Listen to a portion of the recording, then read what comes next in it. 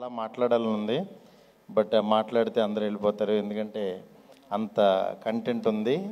But already అందరూ ఈ cinema గురించి చాలా ఎమోషనల్గా మాట్లాడారు. అందరూ మనస్ఫూర్తిగా ఇక్కడికి ఈ సినిమా సక్సెస్ అవ్వాలని వచ్చిన వాళ్ళే, డైరెక్టర్స్ కానీ ప్రొడ్యూసర్స్ కానీ అందరూ.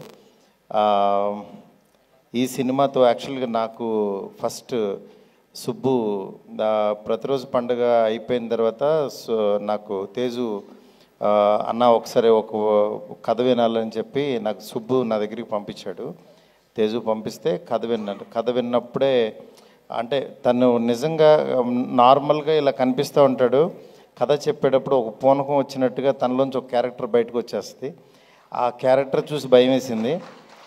నిజంగా ఆ ఎనర్జీ కనుక స్క్రీన్ మీదకి తీసుకొస్తే డెఫినెట్గా ఒక మంచి డైరెక్టర్ అవుతాడని ఆ రోజు నమ్మి బయటకు వచ్చి యాక్చువల్లీ తేజుతో ఈ సినిమా చేయి తమ్ముడు, డెఫినెట్గా చాలా బాగుంటుంది, ముందు డైరెక్టర్లో అయితే మ్యాటర్ ఉంది అని అన్నాను. నిజంగా అలాగే సోలో బతికే సో బెటర్ చాలా బాగా తీశాడు.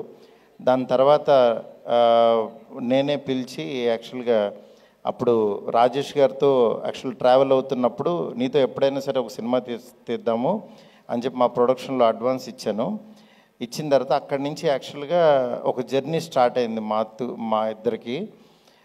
అప్పుడు స్టార్ట్ అయ్యేటప్పుడు నిజంగా తను అంటే నాకు ఏదైనా ఐడియా వచ్చినా తనతో షేర్ చేసుకోవడం, నా కథలో కూడా తను కూర్చోబెట్టడం, చెప్పేటప్పుడు చాలా ఎనర్జీగా బాగా చెప్పేవాడు. దాంట్లో నాకు ఒకసారి ఈ కథ చెప్పాడు. చెప్పినప్పుడు నేను అన్నాను, ఈ కథని ఎవరు జడ్జ్ చేయలేము, ఇది నువ్వు తీస్తే అది చూసి వెళ్ళిపోవడం తప్పించి ఏం చేయలేము అని చెప్పాను. నిజంగా ఆ రోజు తను ఏదైతే నమ్మి ఒక ఎంతూజియాజంతో తీశాడో దాన్ని స్క్రీన్ మీదకి తీసుకొచ్చాడు.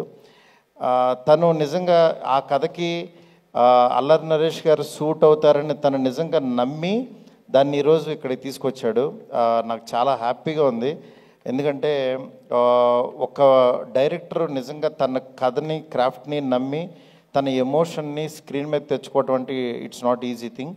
అది నిజంగా సుబ్బు ఈరోజు తీసుకొచ్చి ఇంతమందికి అందరితో కూడా శభాష్ అనిపించుకున్నాడంటే చాలా హ్యాపీగా ఉంది.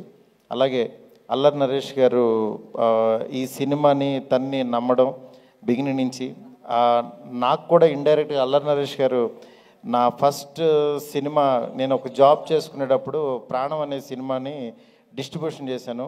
అప్పుడు డబ్బులన్నీ పోచేసుకుని ఒక 50,000 పెట్టి ఎవరో కొనుక్కుంటుంటే ఆ డిస్ట్రిబ్యూషన్లో కలిశాను. ఆ సినిమాలో యాక్చువల్గా డబ్బులు పోయిన తర్వాత ఇక అప్పుడు యాక్చువల్గా ఏంటంటే సీరియస్గా ఎక్కడ పోయినాయో అక్కడే ఎత్తుక్కోవాలని చెప్పి యాక్చువల్గా ఆర్య సినిమా కొన్నాం. తర్వాత ఇక అక్కడి నుంచి మా జర్నీ స్టార్ట్ అయింది. అట్లాగా అల్లరి నరేష్ గారితో నిజంగా ఒక జర్నీ నా ఫస్ట్ సినిమా జర్నీ స్టార్ట్ అయింది. నెక్స్ట్ ఇక్కడ రాజేష్ గారు ఒక డిస్ట్రిబ్యూటర్గా నాకు తెలుసు చాలా నాళ్ళ క్రితం. తర్వాత నిజంగా ఆయన సినిమా ప్యాషన్ చాలా మంచి వ్యక్తి. ఇవాళ ఆయన లైనప్ చూస్తుంటే నిజంగా చాలా మంచి సినిమాలు తీసి చాలా పెద్ద ప్రొడ్యూసర్ అవుతారని చెప్పి మనస్ఫూర్తిగా నమ్ముతున్నాను. అంటే ఆయనకు యాజ్ ఏ ఆడియన్కి ఒక మంచి జడ్జిమెంట్ ఉంది. ఇవాళ ఆ జడ్జిమెంట్ తోటి ఈ సినిమా వస్తుంది. ఈ సినిమా ఇంకా షూర్ షార్ట్గా మంచి హిట్ అయ్యి టీం అందరికీ చాలా పెద్ద సక్సెస్ రావాలని చెప్పి మనస్ఫూర్తిగా నమ్ముతున్నాను. Thank you so much.